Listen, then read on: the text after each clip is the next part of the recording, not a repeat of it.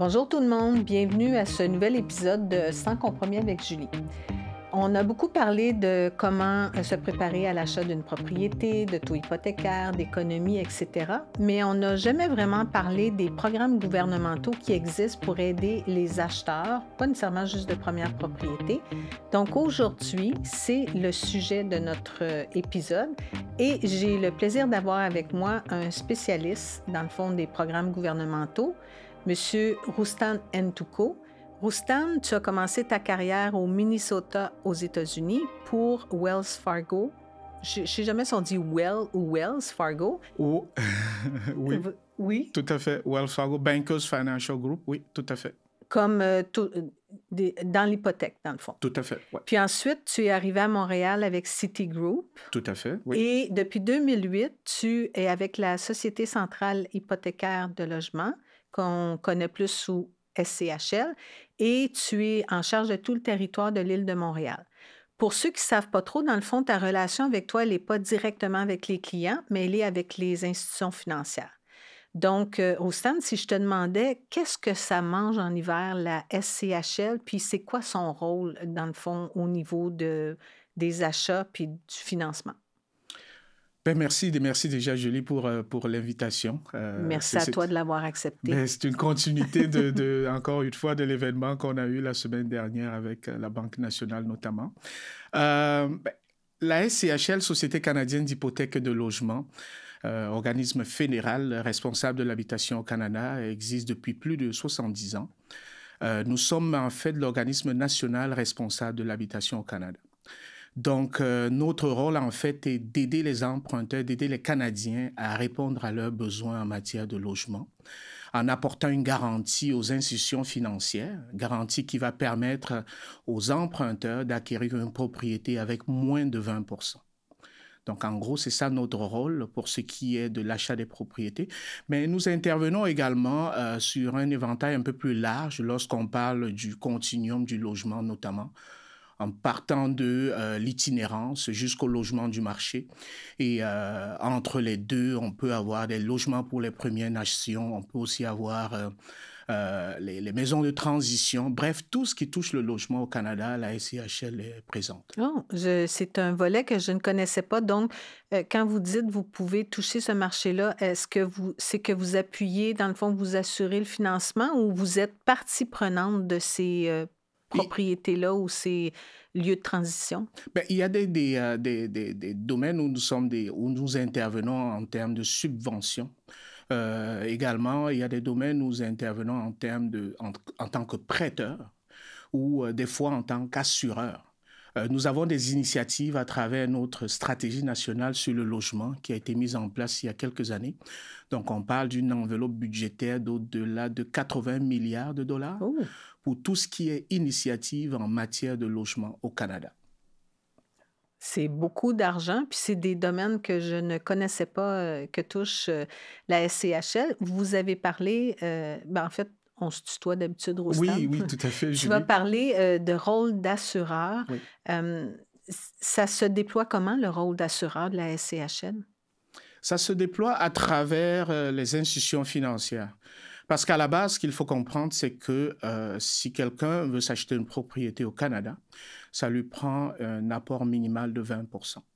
Mais on s'entend, Julie, toi et moi, que ce n'est pas tout le monde qui a 20% d'un prix d'achat moyen à Montréal, sur l'île de Montréal, à 600 500 dollars aux dernières nouvelles, aux dernières données. Oui. Donc, la SCHL apporte donc une garantie aux institutions financières en leur demandant, écoutez, à la place de 20%, demandez 5%. Et en contrepartie, nous allons protéger l'argent que vous prêtez à l'emprunteur pour l'achat de la propriété. Ce qui veut dire qu'en cas de défaut de paiement, l'institution financière sera en mesure de rentrer dans ses fonds par rapport au solde restant. Donc ça, c'est un deuxième rôle. Est-ce que c'est votre rôle majoritaire, votre rôle premier, ou c'est vraiment les programmes gouvernementaux dont on va toucher un peu aujourd'hui? Notre rôle, ça fait partie de notre rôle parce que c'est vraiment vaste notre rôle. On intervient aussi beaucoup dans tout ce qui est 5 logements et plus parce qu'on sait que 30% des Canadiens se tournent vers des immeubles locatifs pour répondre à leurs besoins. Donc, il faut fournir le marché avec de nouvelles unités locatives pour tout ce qui est 5 logements et plus. Et pour cela, nous avons mis en place également des assouplissements, des produits à travers, une fois de plus, les institutions financières pour, encore une fois, fournir, construire, rénover des unités abordables sur le marché. On parle de 5 logements et plus. Est-ce qu'on doit nécessairement habiter cet immeuble-là pour que vous interveniez dans le processus? Non, pas nécessairement. Pas nécessairement. On parle vraiment du pur locatif 100%, mais il peut arriver qu'un investisseur ou qu'un propriétaire décide de l'habiter. Ça, c'est correct également, mais les règles sont différentes, propriétaire-occupant, par rapport au locatif 100%. Là. Ouais. OK. On a des premiers acheteurs qui veulent rentrer sur le marché. Évidemment, ils ont une mise de fonds minimale. Et si je prends par contre quelqu'un qui a 20 de mise de fonds, est-ce que vous pouvez intervenir aussi dans le financement, dans l'assurance du financement ou toute autre chose, genre rénovation, projet particulier? On pourrait intervenir lorsque quelqu'un a 20%. 20%, 25%, mais ça dépend du prêteur. C'est vraiment l'appétit par rapport au risque que le prêteur pourrait avoir. Des fois, les gens ont 20%. Mais le prêteur regarde ses habitudes de crédit, par exemple, le crédit qui est un élément important dans ce processus. Le prêteur regarde les habitudes de crédit, mais il se rend compte que l'emprunteur en question, malgré le fait qu'il ait davantage de fonds en termes de mise au fond, mais il a du mal à gérer ses finances en termes de respecter les engagements. Donc, il peut arriver, dans des cas rares, je dirais, que le prêteur demande que ce prêt soit assuré SCHL, malgré le fait que l'emprunteur est 20%. Cependant, la prime d'assurance va vraiment être moindre là, comparativement aux 5% d'apport personnel. On parle de quoi comme prime d'assurance pour un exemple, une mise de fonds de 5%? Mise de fonds de 5%, on est présentement à 4%. Donc, je prends un exemple super facile là, Oui. de calcul. Quelqu'un qui a une hypothèque de 100 000 Oui. qui a donné juste 5 dans le fonds de comptant. Si on parle de 4 de 100 000, ça coûterait 4 000 de prime d'assurance. En fait, Julie, 100 000 d'achat, moins la mise de fonds. 95 000. 95 000. Donc, on a un financement à 95 000. Donc, la prime serait de 4 de 95 000. De 95 000. Tout à fait. Puis, est-ce que la personne doit le payer tout de suite ou c'est rajouté sur l'hypothèque? Ce qu'on voit d'habitude, c'est que cette prime d'assurance est rajoutée à l'hypothèque et amortie sur 25 ans, si c'est l'amortissement qui est choisi. Il ne faut pas également oublier qu'il y a 9% de la taxe qui va être appliquée sur cette prime d'assurance, qui, elle, taxe, en parlant de la taxe, elle ne peut pas être financée. OK, donc elle doit être payée sur le Elle doit être payée, elle fait partie des frais de débarrage, totalement. Donc là, j'ai 5, 10, 15, 20 Oui. de mise de fonds, puis je tombe en amour avec une propriété.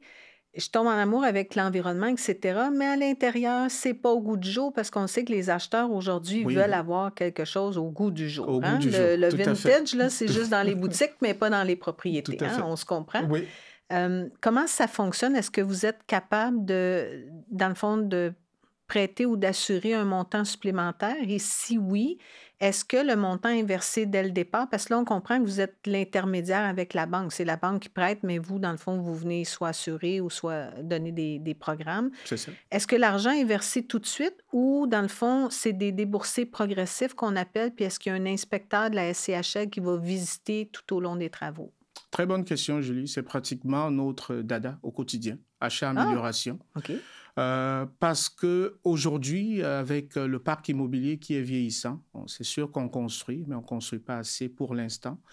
Avec le parc immobilier vieillissant, c'est pratiquement un incontournable pour un emprunteur d'acheter une propriété et de faire des rénovations.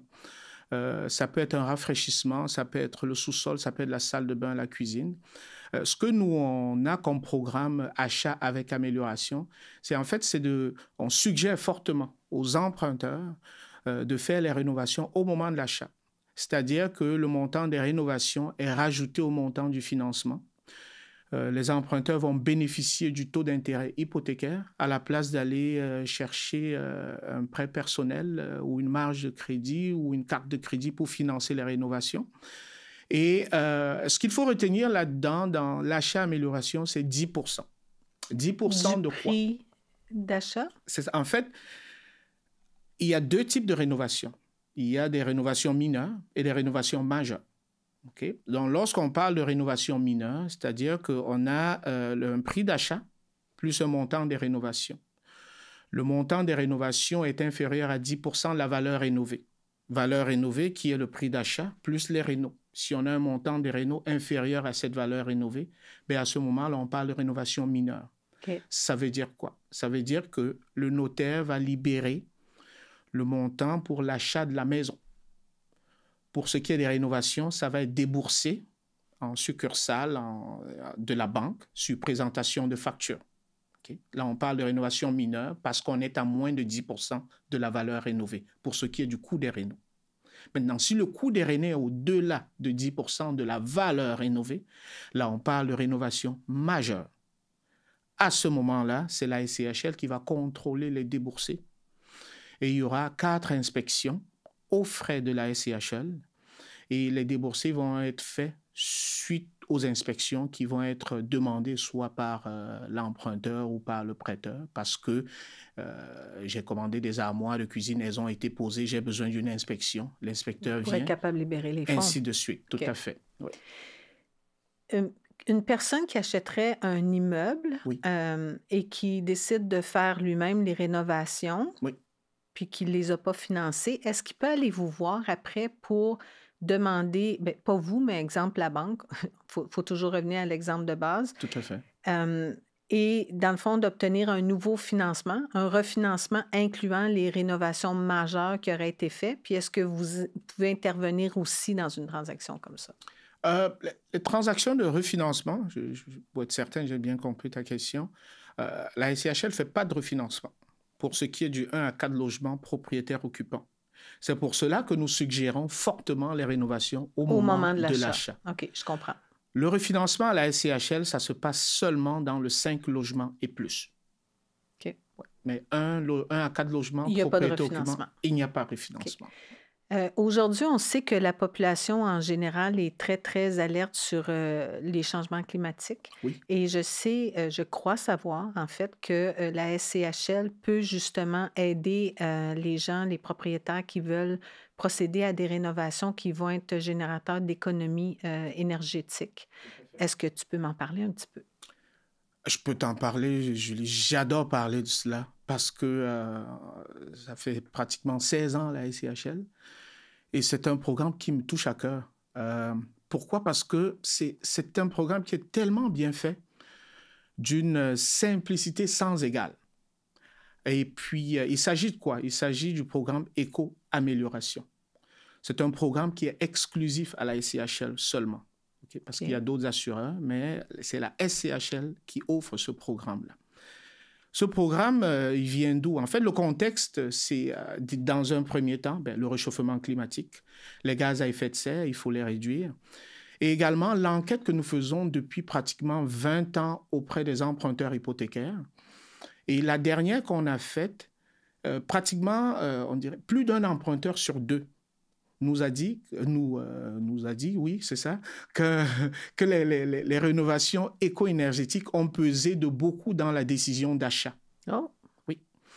Également, ceux qui ont rénové leur propriété, ils nous ont dit que la troisième raison de rénover, c'était d'accroître l'efficacité éco-énergétique de la propriété. C'est bon, ça veut dire qu'il y a une conscience sociale, même si, tu sais, quand on regarde les nouvelles, on lit les médias, on a l'impression qu'elle n'est pas si éveillée que ça, la conscience climatique, mais elle est là. Elle est là, elle est là. Et parlant de la conscience climatique, on est conscient que ça prend des sous pour faire des rénovations éco-énergétiques. Donc, dans l'optique d'accompagner le gouvernement du Canada vers la carboneutralité 2050, la SCHL a mis en place un programme éco-amélioration qui vise à encourager les emprunteurs à faire des choix, des rénovations éco-énergétiques vertes. Donc, est-ce que c'est un guide? Il y a un guide qui est disponible, les gens peuvent le consulter? Oui, tout à fait, sur notre site Internet. Ici, on parle de catégories de rénovation spécifiques à tout ce qui est efficacité éco-énergétique. Donc, on parle d'enveloppe du bâtiment. Donc, on peut citer toit, portes et fenêtres, fondation, les systèmes mécaniques, chauffage, climatisation, ventilation, eau chaude, ainsi que les systèmes d'énergie renouvelable. On parle à biénergie, gaz, électricité. On passe du mazout à l'électricité.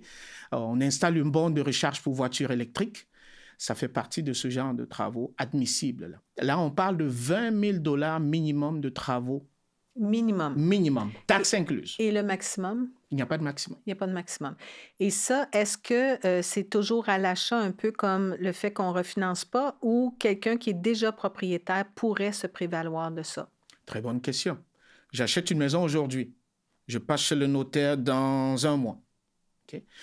Je ne fais pas de réno.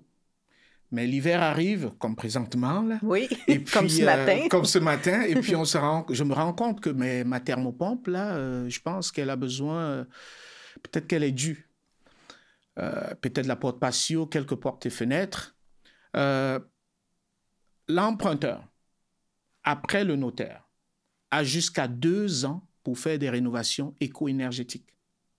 De rénovation éco-énergétique de 20 000 $ minimum, taxes incluses, jusqu'à 2 ans après le notaire, pour aller réclamer jusqu'à 25 % de la prime SCHL, incluant les taxes. Donc, si je prends un achat de 600 000, on parlait de valeur moyenne à Montréal, je paye la prime ainsi que la taxe, je fais des rénovations de 20 000 $ minimum.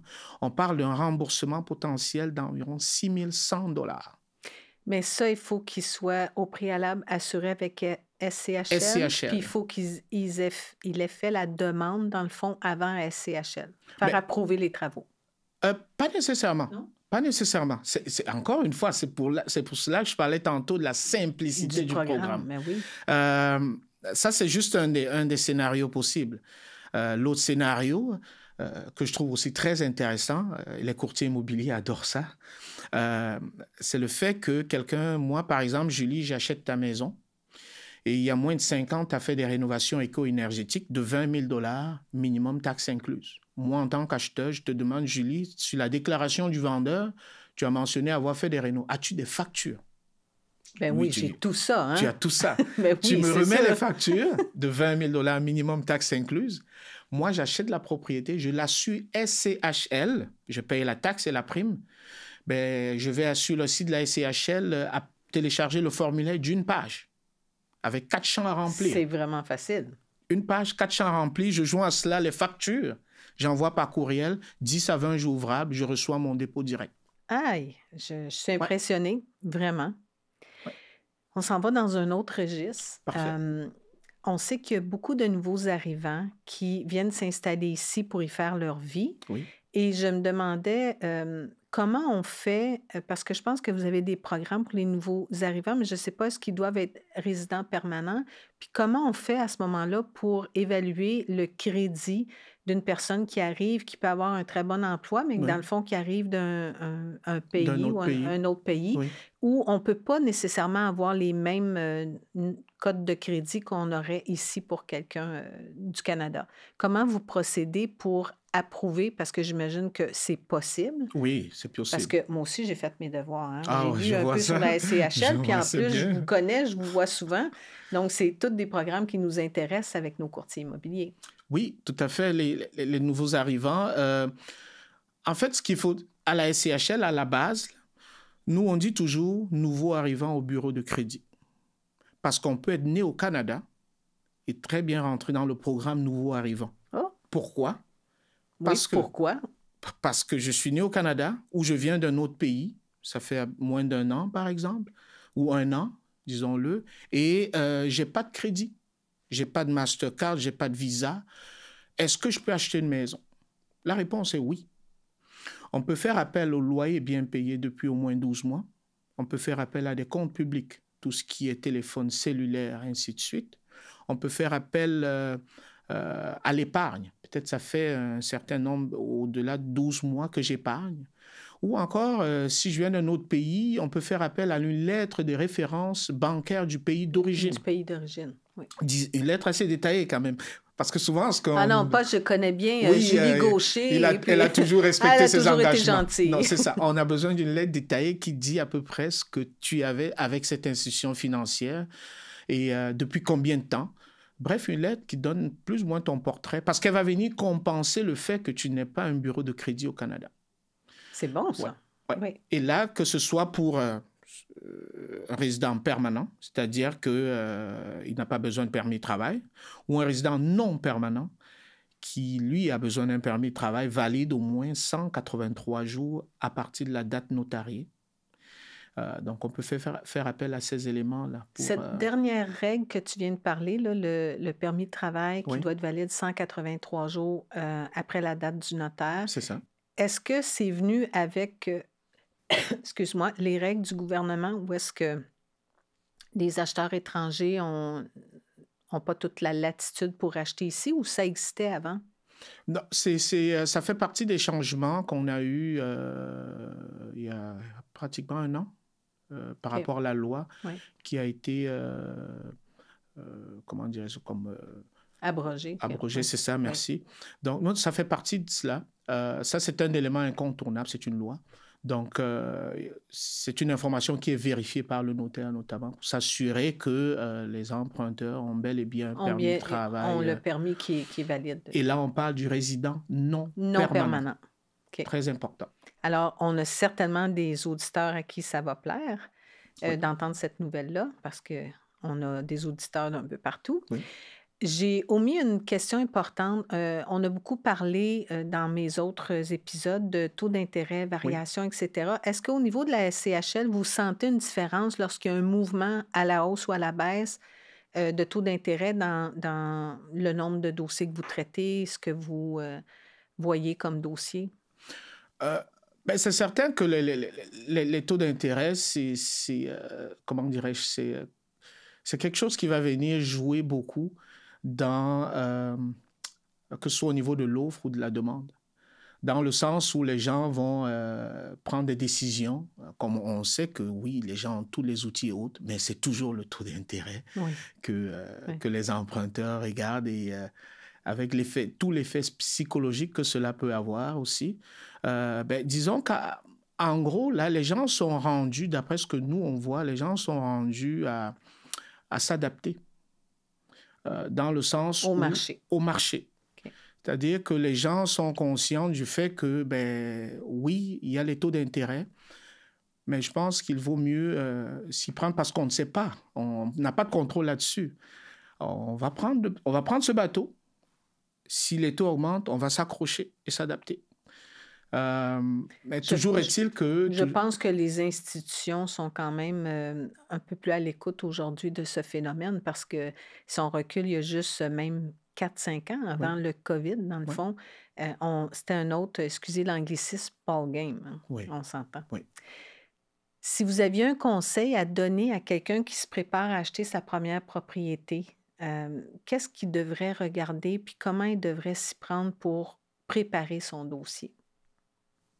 Première des choses, préqualification.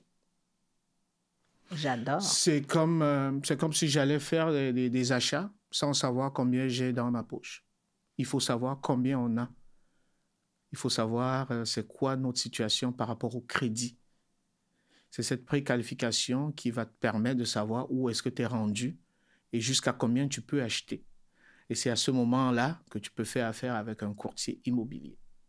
Parce que moi, si je vends ma maison, là, quelqu'un n'a pas une préqualification, non, ça prend ça. On le voit de plus en plus, hein, d'ailleurs, les vendeurs qui demandent si l'acheteur potentiel a une préqualification. Et souvent, les clients sont frustrés, mais c'est un peu comme d'arriver avec le passeport d'achat. Tout à fait. On sait que la majorité des institutions financières donnent des préqualifications qui vraiment suivent leur cours, là. C'est vraiment l'heure juste. Oui. Par rapport au processus. Ouais. Je fais une petite différence juste pour les auditeurs. Préqualification, préautorisation. C'est-à-dire préautorisation, dans le fond, on regarde un peu vos données puis on vous dit à peu près combien vous pouvez acheter, mais préqualification, on va loin dans le dossier, là, sur vos revenus, votre code de crédit, etc. C'est ça. Roustane, ça a été un plaisir de faire affaire avec vous, mais là, j'en ai pas fini. Ah, OK. Parce que pour tous mes invités, j'ai une question surprise. Ah, OK. Et la vôtre, j'ai cru comprendre que quand vous étiez aux États-Unis, vous étiez coach de soccer. Et moi, j'ai beaucoup connu le soccer. J'ai un fils qui a joué intercité quand même pendant longtemps. qu'est-ce qui vous a amené à être coach de soccer? Puis est-ce que votre passion continue de se déployer ici? Le soccer, c'est ma vie, Julie. J'ai commencé à jouer au soccer depuis l'âge de 4 ans au Cameroun, parce que je suis né au Cameroun. Et au Cameroun, le soccer, c'est une tradition, c'est un incontournable. Donc, et comme je suis quelqu'un qui aime transmettre le savoir. Oui, ça, je sais. Puis vous êtes exceptionnel, Roustan. Je suis obligée de le dire aux auditeurs. Vous avez une capacité de transmettre les choses qui n'est pas donnée à beaucoup de gens. Merci Julie, j'apprécie vraiment. Donc, j'ai continué à transmettre mon savoir de soccer aux enfants. Je me rappelle, c'était à Minneapolis dans un premier temps avec à Edina et puis à Southwest Minneapolis High School. Et puis c'était vraiment le fun. Ici à Montréal, là, je l'ai fait avec, à un moment donné avec le club de soccer à Saint-Laurent, à Ville-Saint-Laurent, où mes enfants également jouaient. Donc, ils continuent de jouer aussi. Et moi également, je joue au soccer une fois semaine, tous les samedis matin. Ouais, c'est bien ça. Ça prend ça. Donc, on sait ce que vous faites de vos fins de semaine si vous avez des enfants qui jouent au Entre soccer. autres, on connaît ça, oui, effectivement. Ouais. C'est le fun. Roustan, ça a été un de vrai plaisir de parler avec quelqu'un qui connaît son domaine. Puis, je le dis, je vous connais hors d'onde, donc je sais qu'on aurait pu en parler très longtemps. Comme tous mes invités, je les choisis. Hein? C'est pas un hasard si vous êtes là. J'aime les gens qui sont généreux de leur connaissance puis de leur savoir puis qui savent de quoi ils parlent. Donc, c'est pour ça que vous êtes là aujourd'hui. Je voulais vous dire merci parce que d'un sujet un peu compliqué, puis je pense que ça a aidé des auditeurs de savoir qu'il y a des programmes qui existent, qui peuvent les aider, soit pour, dans le fond, économie d'énergie, rénovation, premier achat, mise de fonds qui est un peu plus bas que la moyenne. Tout à fait. Alors, merci beaucoup. Puis à vous, chers auditeurs, je vous dis merci d'avoir été des nôtres pour cet épisode de Sans compromis avec Julie. Et n'oubliez pas de partager sur vos réseaux et d'aller nous voir ou nous écouter, bien entendu, sur Apple Podcasts et Spotify ou toutes les plateformes qui peuvent vous intéresser. Puis rappelez-vous, c'est dans le partage que le plaisir se trouve. Donc, allez partager avec vos amis puis vos réseaux. Merci, Roustan. Merci, Julie. Merci pour l'invitation. Merci. Merci.